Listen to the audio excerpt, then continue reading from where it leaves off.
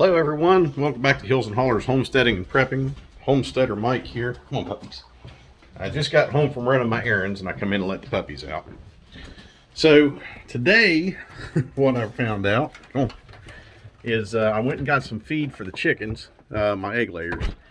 And I usually get it at Rural King because it was cheaper. And I like the selection that they had down there better.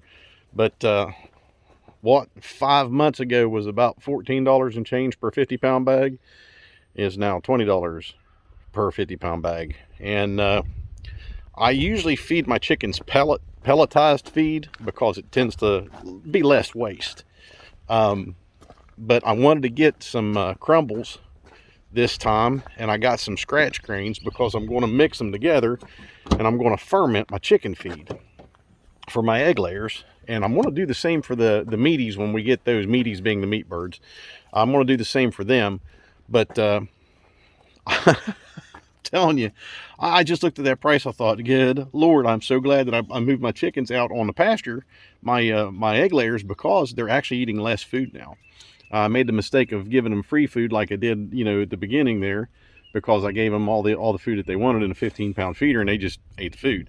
So realized my mistake. Now they get fed, about a half a scoop a day now. But I'm going to start fermenting the food because they get more complete nutrition from the feed that way. When it's fermented, it's better for their gut health and it gives you better eggs. Now I stopped at Tractor Supply too because I wanted to get some buckets over there, some 5-gallon buckets, and the reason why is all the buckets at Tractor Supply, the red and white ones, are food grade, BPA free. Now those are 5-gallon standard buckets. They're heavy duty, and I prefer the red ones over the white ones. Even though these are food grade buckets, everything that I put in there is going to be sealed in its own individual packages. So like if I do Mylar bags or if I do vacuum sealed stuff, I can put it straight in that bucket, put a gamma lid on it, and never worry about, leaching of BPA or other nastiness out of these buckets into my food, okay? So if I take a bag of rice or a bag of beans and I dump in these buckets, I'm not worried about anything contaminating them from the bucket itself because they're food grade. Now, but that's why everything that I do is always put in individual packets, and I prefer serving size, and so, we're going to do things how we feel is the best way for our family, okay? And we may not be completely right. We may be completely opposite of what you do, okay? I look at things that we're going to do for our family, and I've told you guys before, and I don't mean to keep I sound like a vegan every time I tell you guys this, I keep continuously reminding you, but sit down here, it's the sun to give me a big old glare. So, I follow more of a carnivore type diet, mostly animal protein, animal fats and stuff like that. Pretty much all of my food is animal based. There are a couple little things that I will eat. I will eat a little bit of salad type stuff. The wife made coleslaw last night that was it's sugar free and stuff, so there's no that nastiness in that. But mostly fat and protein from animals. And I just rendered up like 14 pounds of pig fat that I got from the local butcher over here. I rendered up 14 pounds of it over the last couple of days. I can't remember how many jars, wide mouth quart jars or wide mouth pint jars I ended up with that. But it's sealed and it will go downstairs on the shelf in the pantry. And there's a good fat source for us. And it takes the place of vegetable oils and seed oils and stuff, which we will not use. And you shouldn't either. You should not use vegetable oil. You should not use seed oil. Absolutely not. And I've said this before with your nutrition and stuff like that, stay the hell away from Crisco and vegetable oils and seed oils. These things are terrible for you in the long run. And I'm not talking about high fat heart attack type stuff. That whole way of thinking we need to completely unlearn because it is not true. All you got to do is look at the food pyramid recommendations from the 1970s, 1980s when that first come out. Eat a lot of grains, eat a lot of this, low fat, no fat, and you can watch the type 2 diabetes illness range just take off. I mean, it almost peaks right there is when it all starts. I think over 530 some million diabetics in the world right now, and over 40 million of them are right here in the US and growing. And there's such a higher instance of type 2 diabetes in children here simply because of the food the food recommendations, food guide recommendations. You can't eat that kind of stuff. It's not the way to do it. And so, anyways, we'll not get into nutrition and stuff base here, that deep. But what I'm going to tell you is that you need to have a good supply of animal protein and animal fat on hand. And by pressure canning, you can pressure can ground beef, you can pressure can stew meat, roast, chicken legs, chicken thighs, chicken breasts. Find that stuff on sale. Do not take the skin off of the chicken. Do not debone the chicken. Pressure can that stuff exactly how it is. The bones, you got good minerals and stuff and good fat in the bone marrow itself. The skin has good quality fat in it. When you pressure can that stuff, leave it there. You're going to need that. If we have to depend on the food that we're putting away and storing right now, even if there's not a global catastrophe or anything like that, if prices get to be so high that, food is almost unaffordable, or you're pretty much going out and, taking out a daggone loan to get your food, by using your food stores that you have, you can live off of and kind of help offset those prices. So, spending a little extra now is going to save you a ton in the future. And there's just too much going on right now. I mean, when you got everybody like in leadership, well, I'll call them leaders. I'll use that term very loosely. But when you have, people in high offices saying, yes, there's going to be food shortages. Yes, there's going to be food shortages. Then you better start paying attention. And I'll tell you something, COVID, I don't think this pandemic worked out too well for them. It didn't work out the way that they did. And there is H5N1, the bird flu right now that's being like, oh my God, it's being passed from wild birds to the poultry flocks and stuff like that, both commercial and backyard. Watch for that to be the next big thing, and wait for that to start hitting humans.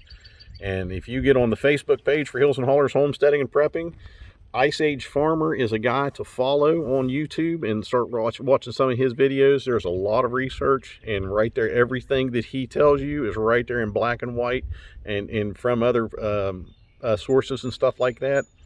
So you better, I'm going to tell you guys, without putting anything on your head that resembles aluminum foil, he is a great resource, Ice Age Farmer on YouTube. And there is another page that I really enjoy. The guy is a retired physician, Goshen Prepping, Goshen is the last name, Goshen Prepping.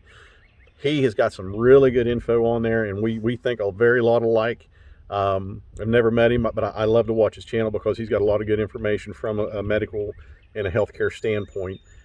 Even though he's retired, no longer licensed or anything like that. As soon as I seen one of his videos, I'm sitting there looking at my wife, and she goes, "You two sound like you went to school together." So, really good channel right there to get good information from. And these are the sources we need to look at.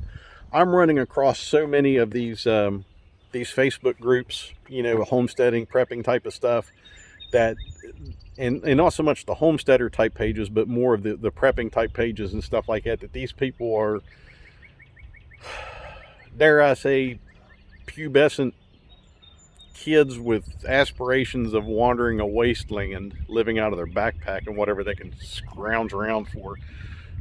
They really, how can I say this and be nice about it? Maybe they have, I don't know. I don't even know how to put it. I don't even know how to put it. These are people who've obviously not experienced human suffering and human tragedy. And they seem to think that this is going to be a big fantasy for them to live out, like an apocalypse or something like that. And we have no control of what's going to happen, but we can be prepared for as much of it as we possibly can. I do not have dreams of leaving my home and wandering a wasteland. I do not want to be a glorified refugee living out of a backpack. That's why we prepare for everything to live right here, defend right here if we have to, and survive right here, and thrive right here. That's why we're increasing our food producing abilities here with, our garden and our raised beds and our animals and stuff like that. And that's why we're putting food stores away right now. And that's the kind of message I'm going to put out there. I don't want to get everybody, in some kind of, you better do it now because the end is coming type of mantra, or however you say it. because there's too many of that out there. There's too many fear mongers out there, and these people thrive on this kind of stuff. They absolutely thrive on that kind of rhetoric. And there's the sun back again. Thank God, it feels so good. So tired of clouds and snow and rain. Oh, what a mess. But that's not the way to do it, because if you prepare fearfully, you'll remain fearful. And the best thing to do is just prepare and then act when it happens instead of reacting when it happens. And it's better to do it now than it is to wait until something does happen. And as previously stated, it could be something just as bad as, food prices going up, is really high, and making it difficult to even survive based on food availability in the stores because of the prices. And I'm going to tell you guys, from experience of working natural disasters and stuff like that, and large areas, including half of West Virginia and stuff, with the military, if you are waiting on disaster responses and disaster assistance to come to you, if it's something that's even regional, East Coast, national, or global, I'm going to tell you, you're going to be in bad shape. And do not depend on these resources as your only source of survival. You have to do it. Dang on, sun and the clouds keep changing here. You have to do it for yourself. You have to be self-reliant. You have to be self-sufficient, because you cannot depend on government agencies to come in and save you and bail you out. I mean, don't depend on a truck to pull up on your block and start unloading food to your house, because it's not how it's going to work. And by the time it takes them to get there, get everything organized, and even if it's available, you're talking a mess, because that's when people are going to become their worst. And we've talked about that in the past, is people reacting to things like that and how they're going to be. I mean, look how they act for a Black Friday sale versus and toilet paper versus something happening where food is the priority and everything. So without dragging this out though, Gamma lids for these 5-gallon buckets. Menards, I'll put the link in the description. Less than $7 each, and they're like $11 at Tractor Supply and about the same price online. I will put that link to those Gamma lids in the description of this video, so that way if you want to get some Gamma lids, it's a good price. And they're even cheaper delivered to your home. I ordered 10 of them, and it works out to about $8 and change per lid versus $11-12 per lid everywhere else. And that's delivered to my home. So the more I can get delivered to my house, the better off I'm going to be, because I'm going to tell you something. I do not like getting out in public. I do not like traveling on the interstate. People are idiots anymore. It is unsafe.